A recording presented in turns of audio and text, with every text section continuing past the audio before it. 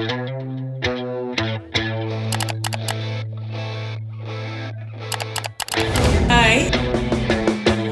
நமஸ்காரம் நமஸ்காரம் நமஸ்காரம் நமஸ்காரம் நமஸ்காரம்.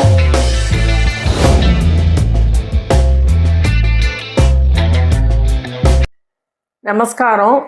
நம்ம இன்னைக்கு திருநெல்வேலி தாளக குழம்பு எப்படி பண்ணுறது அப்படின்னு சொல்லிட்டு பார்க்கலாம். திருவாதிரை ஸ்பெஷலாக தான் நம்ம இப்போ பார்த்துட்டுருக்கோம். களி கூட்டு லாஸ்ட் வீடியோவில் பார்த்தோம். எப்படி வந்து கூட்டு ரொம்ப ஈஸியாக பண்ணுறது, களி எப்படி பண்ணுறது அப்படின்னு பார்த்தோம். சில பேர் வந்து இந்த மாதிரி தாளக குழம்பும் பண்ணுவா, திருநெல்வேலி சைட்லலாம் பண்ணுவா. சில பேர் இந்த மாதிரி குழம்பு பண்ணுறது வந்து வழக்கம். வந்து இது எப்படி பண்ணுறது அப்படின்னு சொல்லிட்டு நம்ம பார்க்கலாம். இதுக்கு தேவையான இன்க்ரீடியன்ஸ் எல்லாம் எடுத்து வச்சுட்டுருக்கேன். இதுக்கு வந்து எள்ளு வேணும். வந்து நீங்கள் கருப்பு எள்ளு எடுத்து வச்சுட்டீங்கன்னா நல்லா வாசனையாக இருக்கும். அப்படி இல்லைன்னா வெள்ளை எள்ளும் நம்ம சேர்த்துக்கலாம். அதுக்கப்புறம் இது 1 ஸ்பூன் எடுத்துட்டுருக்கேன். அப்புறம் அரிசி ரா ரைஸ் வந்து வாஷ் பண்ணி இதுதான் வாஷ் பண்ணி நல்லா வடிகட்டி எடுத்து வச்சுட்டுருக்கேன். அது 1 ஸ்பூன் எடுத்துட்டுருக்கேன். அப்புறம் துவர் தால் எடுத்துட்டுருக்கேன். இது 1 ஸ்பூன் எடுத்துட்டுருக்கேன். அதுக்கப்புறம் மிளகா ட்ரை சில்லி ரெட் சில்லி எடுத்துட்டுருக்கேன். இது ஒரு 9 சில்லி இருக்கும். ஏன்னா சின்ன சின்னதாக தான் இருக்குது, ரொம்ப பெருசாக காரம் இருக்காது, அதனால் இது எடுத்துட்டுருக்கேன். அப்புறம் கோகோனட்டு எடுத்துட்டுருக்கேன், தேங்காய் திருவி எடுத்துட்டுருக்கேன். அப்புறம் இது பெருங்காயம் போட்டு வறுத்தா நல்லா இருக்கும், அதனால் பெருங்காயம் எடுத்துட்டுருக்கேன். அப்புறம் ஒரு லெமன் சைஸ் புளி பாருங்கோ, இது நல்லா ஊற வச்சு எடுத்துட்டுருக்கேன். இதெல்லாம் வந்து நம்ம ரோஸ்ட் பண்ணி வந்து அரைச்சி எடுத்துன்னு வர வேண்டிய இன்க்ரீடியன்ஸு. இது வெஜிடபிள்ஸ் எல்லாமும் எடுத்துட்டுருக்கேன். வந்து 7 தான்ங்கிறதுனால 7 தான் எடுத்துட்டுருக்கேன். உங்களுக்கு எப்படி வசதியோ, உங்களுக்கு எப்படி பழக்கமோ அந்த மாதிரி பண்ணிக்கலாம். பாருங்க, மொச்சை எடுத்துட்டுருக்கேன். அதுக்கப்புறம் வெள்ளை பூசணிக்காய் எடுத்துட்டுருக்கேன். அப்புறம் சக்கரவள்ளி கிழங்கு, இதுக்கு ரொம்ப டேஸ்ட்டாக இருக்கும், அதனால் சக்கரவள்ளி கிழங்கு எடுத்துட்டுருக்கேன். கொஞ்சம் கேரட் எடுத்துட்டுருக்கேன். அவரைக்காய், இது வந்து சௌச்சௌ, இது வந்து மஞ்சள் பூசணிக்காய், பரங்கிக்காய் எப்படி வேணால் சொல்லலாம், உருளைக்கிழங்கு. அதுக்கப்புறம் சேப்பங்கிழங்கு வந்து வேக வச்சு உரித்து எடுத்துட்டுருக்கேன். இதெல்லாம் கொஞ்சம் பெரிய சைஸாக நம்ம கட் பண்ணி எடுத்துட்டா தான் வந்து உங்களுக்கு குழையாத இருக்கும், உங்களுக்கு தான் நல்லா கிடைக்கும். அப்போ தான் வந்து அந்த டேஸ்ட் வரும். அதனால் எல்லாம் ஒரே சைஸாக கூடிய வரைக்கும் இருக்கா மாதிரி பண்ணி எடுத்துங்கோ. இதுக்கு வந்து குறுக்கு கிழங்கு போடலாம், கருணாக்கிழங்கு போடலாம், எப்படி கிடைக்கிறதோ உங்களுக்கு. அந்த பொங்கல் சமயத்துலலாம் கருணாக்கிழங்குலாம் நிறைய கிடைக்கும் இல்லையா, அதெல்லாம் போட்டாலும் இந்த குழம்புக்கு வந்து ரொம்ப டேஸ்ட்டாக இருக்கும். எவ்வளோக்கு எவ்வளோ தான் போடுறோமோ அவ்வளோக்கு அவ்வளோ டேஸ்ட் இது வந்து இந்த குழம்பு. இது எப்படி பண்ணுறது அப்படின்னு சொல்லிட்டு நம்ம பார்க்கலாம். இப்போ நான் வந்து எல்லாத்தையும் குக்கரில் ஒரு சவுண்டு, ஒரே ஒரு சவுண்டு வந்து சிம்லலாம் வைக்காதீங்கோ. எப்பொழுதும் நீங்கள் எப்படி ஹை மீடியம் ஃப்ளேமில் வச்சுப்பீங்கன்னா மீடியம் ஃப்ளேமில் வச்சுங்கோ. உங்கள் குக்கரோட இதுக்கு தகுந்த மாதிரி நீங்கள் பண்ணிங்கோ. நான் இப்போ வந்து இதை வந்து ஒரே ஒரு சவுண்டு விட்டு எடுத்துன்னு வர போகிறேன். இப்போ பாருங்கோ, ஒரு காயாக இதில் போட்டுக்கலாம். ஏன்னா அப்போ தான் குழையாத வேகவும் வெந்திருக்கணும், குழையவும் கூடாது. நல்லா வாஷ் பண்ணிவிட்டு நல்லா அலம்பிட்டு கட் பண்ணி எடுத்துங்கோ. நீங்கள் பாருங்க, இந்த மொச்சை போட்டுக்கிறேன் இதில். அப்புறம் நம்ம வேக வச்ச சேப்பங்கிழங்கையும் இதிலேயே போட்டுக்கிறேன். இதுக்கு தேவையான புளியும் கரைச்சி இதில் வந்து விட்டுடலாம்.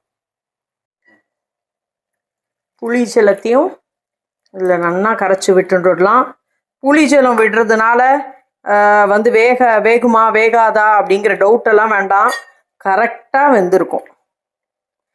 நீங்கள் இந்த மெத்தடில் பண்ணி பாருங்க, உங்களுக்கு ஈஸியாகவும் இருக்கும், ரொம்ப டேஸ்டாகவும் இருக்கும். ஏன்னா ஒரு காய் ஒரு மாதிரி இல்லையா, அதனால் வந்து உங்களுக்கு வந்து இந்த மாதிரி பண்ணுறது ரொம்ப சௌரியமாக இருக்கும். இப்போ பாருங்க, இப்போ இதுக்கு ஒரு 1/2 ஸ்பூன் மஞ்சள் பொடி, கல் உப்பு தான் போடுறேன். ஒரு 1/2 ஸ்பூன் கல் உப்பும் போட்டு நம்ம ஒரே ஒரு விசில் வந்தோன்னே டக்குன்னு ஆஃப் பண்ணிடணும். இதை ஒரு கலந்து விட்டுட்டு எல்லாத்துலேயும் அந்த உப்பு மஞ்சள் படுற மாதிரி ஒரு கலந்து விட்டுட்டு இதை மூடி ஒரே ஒரு விசில் வச்சு நம்ம எடுத்துன்னு வந்துடலாம். இப்போ நம்ம இந்த எள்ளை வந்து ஃபஸ்ட்டு வெறும் வாணலியில் ரோஸ்ட் பண்ணி எடுத்துக்கலாம். இது வந்து நல்லா படப்படன்னு பொரிஞ்சோன்னே அதை தனியாக எடுத்து வச்சுட்டு ஒரு இன்க்ரீடியன்ஸாக போட்டு வறுத்துக்கலாம். இந்த தாளக குழம்புக்கும் நம்ம பண்ணுற குழம்புக்கும் என்ன டிஃப்ரென்ஸ் அப்படின்னு சொல்கிறோன்னா, இது வந்து நம்ம பருப்பு வேக வைக்க வேண்டாம். இந்த கடலைப்பருப்பு, துவரம்பருப்பு, கடலைப்பருப்பு, உளுத்தம்பருப்பு அதெல்லாம் கிடையாது. இதுக்கு வறுத்துக்கிறதுக்கு தனியா அதெல்லாம் கிடையாது. இது வெறும் எள்ளு, துவரம்பருப்பு, அரிசி, தேங்காய், மிளகா வெத்தல் தான் இந்த குழம்புக்கு. இது மட்டும்தான் சேர்க்குறோம். பாருங்க, படன்னு வெடிக்க ஆரம்பிச்சுடுது. இந்த மாதிரி தீஞ்சிடக்கூடாது எள்ளு. நம்ம ஜஸ்ட்டு அது வாசனை வர வரைக்கும் வறுத்து எடுத்துக்கணும். இது வந்து கொஞ்சம் பொறுமையாக தான் ஃபஸ்ட்டு எள்ளை வந்து வறுத்துக்கணும். இதில் எண்ணெயெல்லாம் விட வேண்டாம், வெறும் ட்ரை ரோஸ்ட் பண்ணிட்டா போகிறோம். இது வறுப்பட்டு எடுத்து நெக்ஸ்ட்டு ஒவ்வொன்றா போட்டு வறுத்துக்கலாம். இதை தனியாக எடுத்து வச்சுட்டுருவோம் நம்ம. இது வந்து கொஞ்சம் தேங்காய் எண்ணெயில் நம்ம ரோஸ்ட் பண்ணிட்டா நல்லாயிருக்கும். உங்களுக்கு நல்லெண்ணெய் வாசனை பிடிக்கும்னா நல்லெண்ணெய் எடுத்துங்கோ. தேங்காய் எண்ணெயில் போட்டு ரோஸ்ட் பண்ணிட்டா நல்ல வாசனையாக இருக்கும். உங்களுக்கு என்ன விருப்பமோ அதை பண்ணிக்கலாம். ஃபஸ்ட்டு கட்டி பெருங்காயம் இதுக்கெல்லாம் சேர்த்துட்டா நல்லாயிருக்கும். இதை வறுத்து அரைச்சி எடுத்துன்னு வரும்போது நல்ல வாசனையாக இருக்கும். கட்டி பெருங்காயம் சேர்த்துண்டா இருந்தால் போட்டுங்கோ, இல்லைன்னா பவுடர் பெருங்காயமே நீங்கள் குழம்புல இது பண்ணிக்கலாம், சேர்த்துக்கலாம். நல்லா பொரிஞ்சு எடுத்து அடுத்தது வந்து நம்ம இந்த துவரம்பருப்பை எடுத்துக்கிறோம். அதாவது ஒரு ஊரில் வந்து ஒரு பழக்கம் உண்டு. வந்து சில பேர் இந்த தலை குழம்பு பண்ணுவா, சில பேர் அந்த ஏழுக்கறி குழம்பு பண்ணுவா, வந்து சில பேர் வந்து தனியாக காய் பண்ணிட்டு, அதாவது பரங்கிக்காய், பூசணிக்காய், வாழைக்காய் இதெல்லாம் தனியாக ஒரு 5 கறி பண்ணி அதுக்கப்புறம் அந்த குழம்புல சேர்க்கறது வழக்கம். ஒருத்தருக்கு ஒரு வழக்கம் உண்டு. வந்து இப்போ இந்த ரெட்டு சில்லியும் போட்டுக்கலாம். இது வந்து நம்ம திருவாதிரைக்கும் இந்த மாதிரி பண்ணுவோம். அதுக்கப்புறம் பொங்கல் போதும் இந்த மாதிரி பண்ணுறது வழக்கம். இப்போ செவந்து எடுத்து ஆஃப் பண்ணுறேன். ஆஃப் பண்ணிவிட்டு இந்த தேங்காயை போட்டுக்கிறேன். இதில்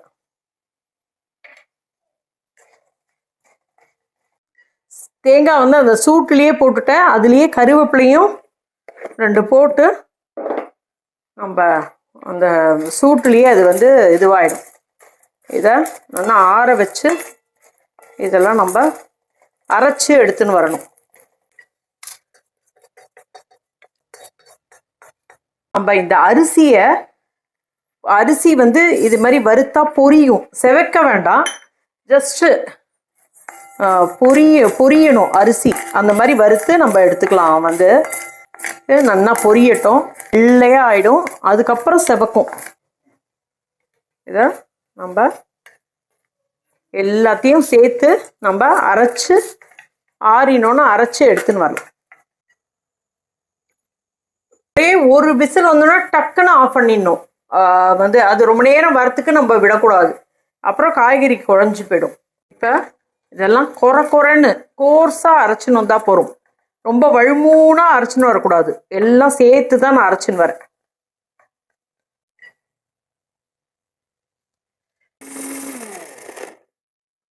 எடுத்துட்டேன். பாருங்களேன், கரெக்டாக வெந்திருக்கும். பாருங்க, ரொம்ப குழையில வெந்திருக்கு, அவ்வளோதான். இப்போ வந்து நம்ம இந்த மாதிரி அரைச்சி வச்சுட்டுருக்கோம். உங்களுக்கு பார்த்தேன்னா தெரியும், குறைன்னு தான் இருக்குது, ரொம்ப நைஸாலாம் இல்லை. இதில் குழம்புல நல்லா மிக்ஸ் பண்ணி விட்டுடலாம். மிக்ஸ் பண்ணி ஒரு 2 கொதி வந்தால் போகிறோம். இப்போ நான் நல்லா ஜலம் விட்டு தான் அரைச்சின்னு வந்திருக்கேன். இப்போ இந்த மிக்ஸியும் அலம்பி விட்டுடலாம் இதில், ஏன்னா இதெல்லாம் தான் டேஸ்ட்டு குழம்புக்கு. இப்போ இதை நல்லா மிக்ஸ் பண்ணிட்டு நல்லா ஒரு 2 கொதி வரட்டும். பச்சையாக கொஞ்சம் கருவேப்பிலையும் இதில் போட்டுக்கிறேன் நான். 2 கொதி வந்தோடனே நம்ம வந்து கடுகு, வெந்தயம் தாளித்து கொட்டணும் இதுக்கு. இங்கே பாருங்களேன், ஒரு சின்ன பீஸ் வெல்லம் போடுறேன். இந்த மாதிரி குழம்புக்கெல்லாம் இந்த மாதிரி அரைச்சி விட்றதுக்கெலாம் நம்ம ஒரு துளி வெல்லம் போட்டால் நல்லா எடுத்து காட்டும். அதனால் வெல்லம் போட்டுருக்கேன்.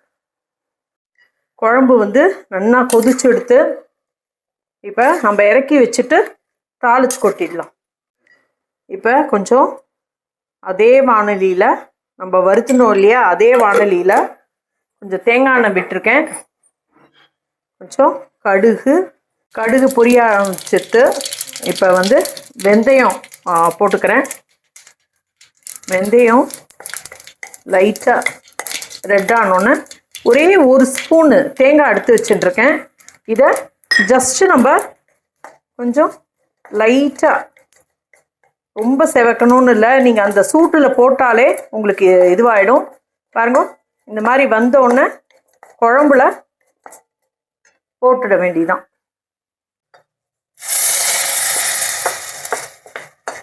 கொஞ்சம் அந்த சூட்டுலேயே கருவேப்பிலை போட்டால் நல்லாயிருக்கும். சுட சுட தாளக குழம்பு ரெடியாக எடுத்து ரொம்ப நல்லா வந்திருக்கு. நல்லா கமன்னு இருக்குது பாருங்க குழம்பு. தாளக குழம்பு பண்ணி காமிச்சிருக்கேன். பண்ணி பார்த்துட்டு எப்படி இருந்துன்னு சொல்லுங்கோ. லைக் பண்ணுங்கோ, ஷேர் பண்ணுங்கோ, சப்ஸ்கிரைப் பண்ணுங்கோ. லாஸ்ட் வீடியோவில் 7 கறி குழம்பும் களியும் பண்ணி காமிச்சிருக்கேன். அதோட லிங்க்கும் டிஸ்கிரிப்ஷனில் தரோம். அதுக்கப்புறம் இந்த உஷா மாமி அப்படிங்கிறவா வந்து கேட்டிருந்தா, அரிசி வந்து களைஞ்சிட்டு அப்புறமா வறுக்க வேண்டாமா களிக்கு அப்படின்னு. தாராளமாக அப்படியும் வறுக்கலாம். நம்ம களைஞ்சிட்டு கொஞ்சம் 1 hour ஊற வச்சுட்டு அதுக்கப்புறமும் வறுத்து களி பண்ணலாம். இந்த மெத்தட் நான் சொல்லித்தந்த மெத்தடும் வெறும் அரிசி தான். துணியாட்டி வேணால் நல்லா தொடச்சுன்ட்டு அதுக்கப்புறம் நீங்கள் நல்லா ட்ரை ரோஸ்ட்டு நல்லா செவக்க வறுத்துன்ட்டு பொடி பண்ணிட்டு களி பண்ணாலும் ரொம்ப நல்லா வரும். எல்லாரும் பண்ணி பாருங்க. பண்ணி பார்த்துட்டு எப்படி இருந்ததுன்னு சொல்லுங்க.